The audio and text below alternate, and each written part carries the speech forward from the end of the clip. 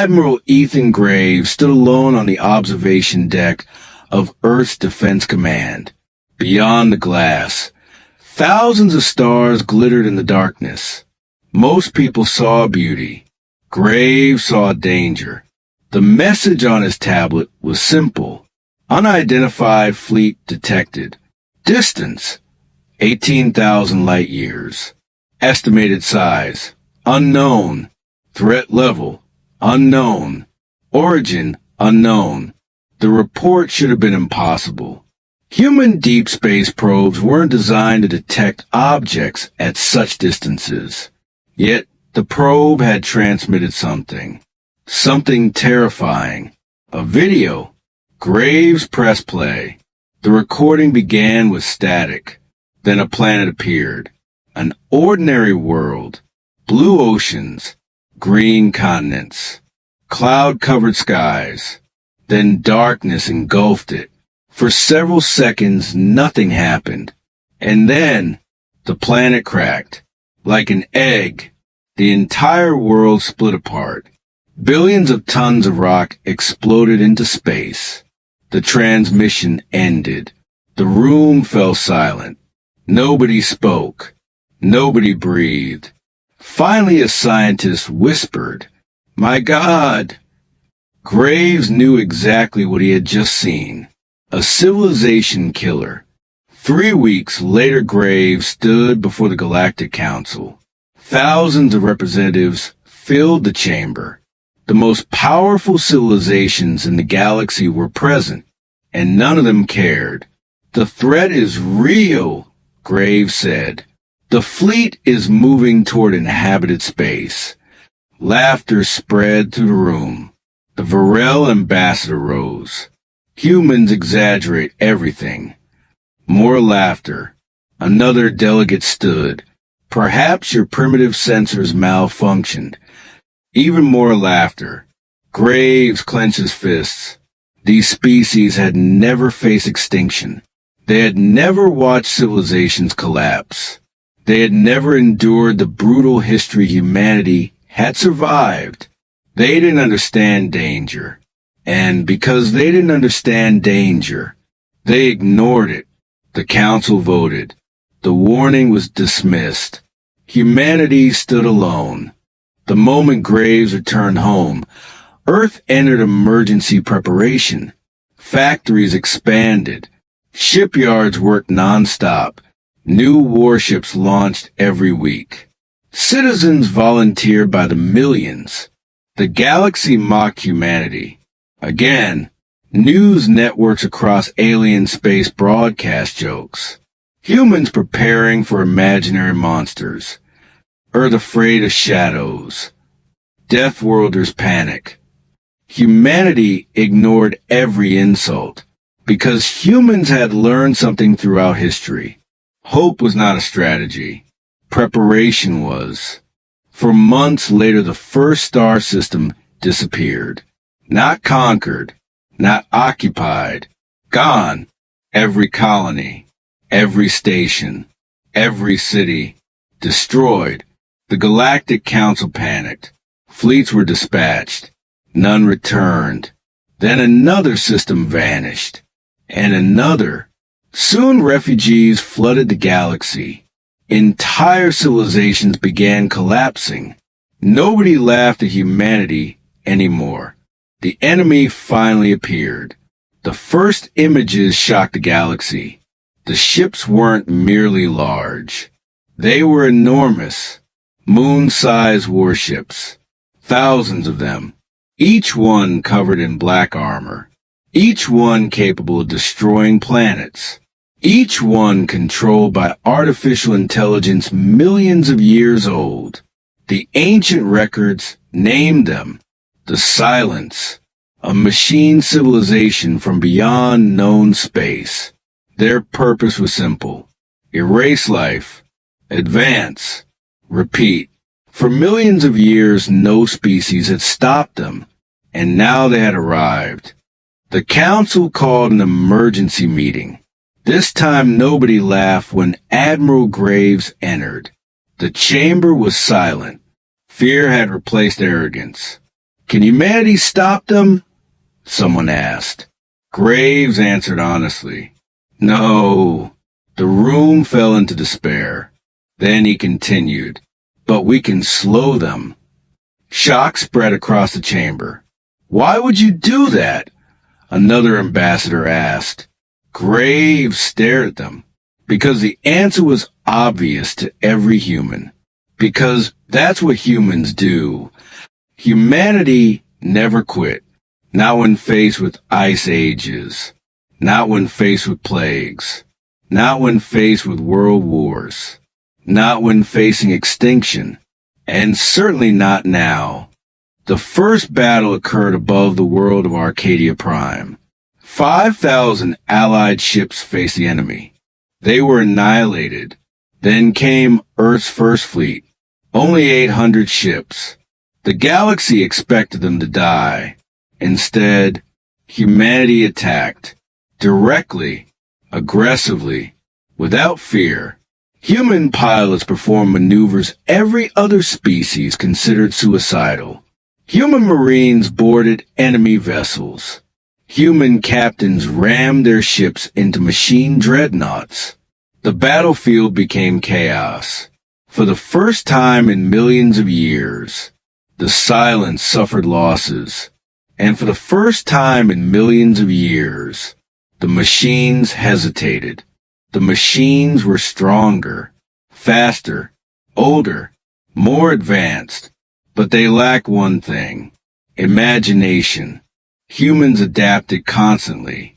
Every defeat produced new tactics. Every loss created new weapons. Every disaster became a lesson, while the machines followed perfect logic. Humans embraced impossible ideas, and impossible ideas changed everything. Scientists discovered a weakness, a dangerous weakness. If humanity could reach the machine command core, the entire invasion could collapse. The problem? The command core lay inside a fortress larger than a planet. The mission was impossible. Naturally, humans volunteered. Thousands of them. The final battle lasted 3 days. Millions died. Stars burned. Worlds trembled. And in the end, a small human strike team reached the core. They knew they would never return. They activated the device, and the machine network collapsed. Across the galaxy, enemy ships froze. Silent, motionless, defeated. The war was over. Epilogue. Years later, new delegates entered the Galactic Council. Above the entrance stood a monument, a human soldier, a human scientist, a human pilot. Beneath them was a single sentence. When the darkness came, humanity stood where others fell. Nobody laughed at Earth anymore, because the galaxy had learned the truth. Humanity was never the weakest species. Humanity was a species that refused to quit. And sometimes, that was more powerful than anything else in the universe. The galaxy celebrated for an entire year. The war was over. The silence had fallen. Civilizations rebuilt their worlds. Refugees returned home, and trade routes reopened. For the first time in decades, people believed the future was safe. But Admiral Ethan Graves could not sleep. Something felt wrong. The silence had crossed millions of light years to reach the galaxy. Why? Machines did not wage wars for glory. Machines did not conquer for power. Machines followed instructions. One question haunted him every night. Who gave him those instructions? 1 year after the war, a human research vessel entered the wreckage of the machine command fortress. Deep inside the ruins, scientists discovered a hidden chamber. At its center floated a perfect black sphere that seemed to absorb light itself. When they activated it, every monitor aboard the ship exploded. Alarms screamed throughout the vessel. Then a message appeared directly inside their minds. A cold, ancient voice whispered, "The prison is broken." The transmission ended, but every scientist felt the same terrible sensation. Something had heard them. Something was awake. Within weeks, strange events spread across the galaxy. Entire colonies reported identical nightmares. Billions dreamed of standing beside a black ocean beneath a dead sky, while gigantic shadows moved beneath the water. Governments dismissed the reports at first, but military officers, scientists, and even children experienced the same visions. Fear spread faster than any disease. Human archaeologists soon uncovered records older than any civilization in existence. The record spoke of an ancient race called the First Ones. Millions of years ago, they ruled countless galaxies. They possessed technology beyond imagination. Yet even they feared something lurking between galaxies. They called it the Void King. Entire galaxies vanished trying to destroy it. Eventually, the First Ones realized the creature could never be killed. Instead, they imprisoned it. Suddenly, the truth became clear. The Silence had never been invaders. They had been jailers. Humanity had accidentally destroyed the prison. Then the first world disappeared. Viridian, a thriving colony planet, vanished without warning.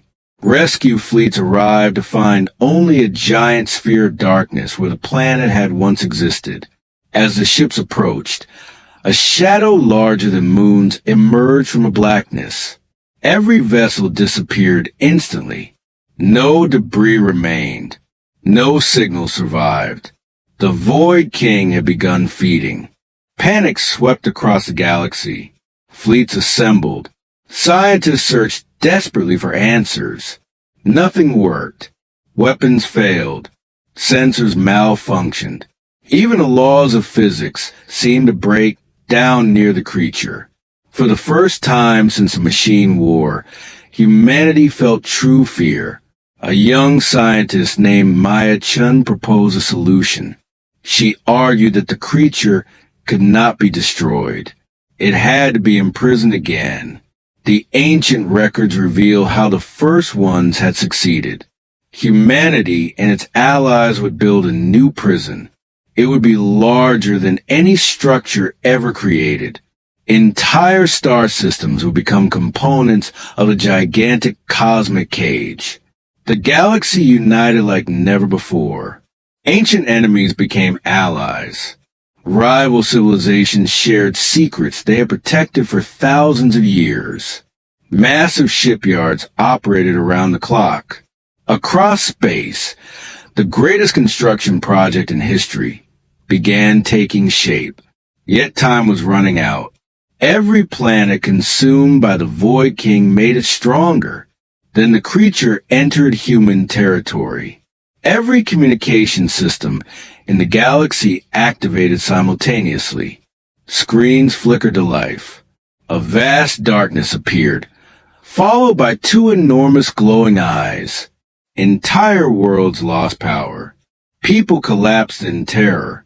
The Void King spoke with a voice that shook minds and souls alike. "I remember your species. Humanity froze. Your ancestors fought beside the First Ones. Silence spread throughout the galaxy. They died screaming.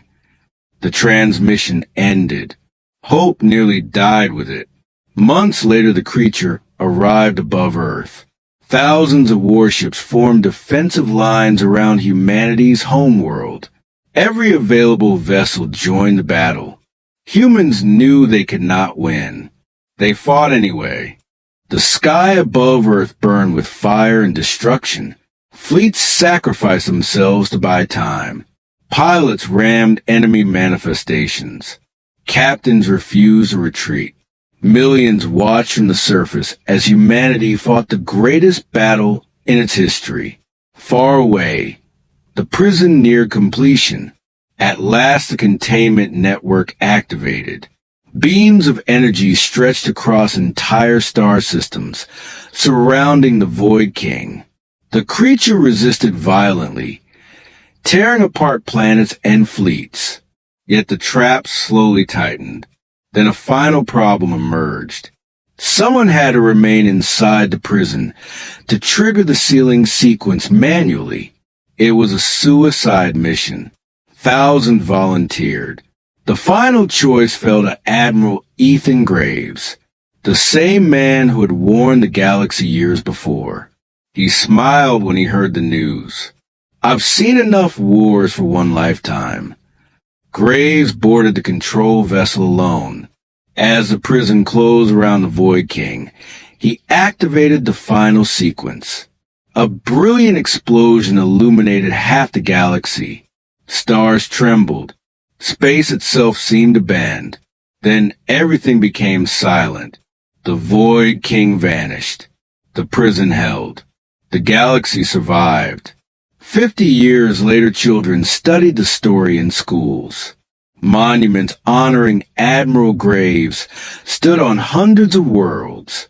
The Galactic Council built a massive memorial bearing a simple inscription: "The galaxy feared the darkness." Humanity walked into it. But deep within the prison between stars, beyond the reach of ordinary space, something moved. Two red eyes slowly opened, and for the first time in 50 years, the Void King smiled.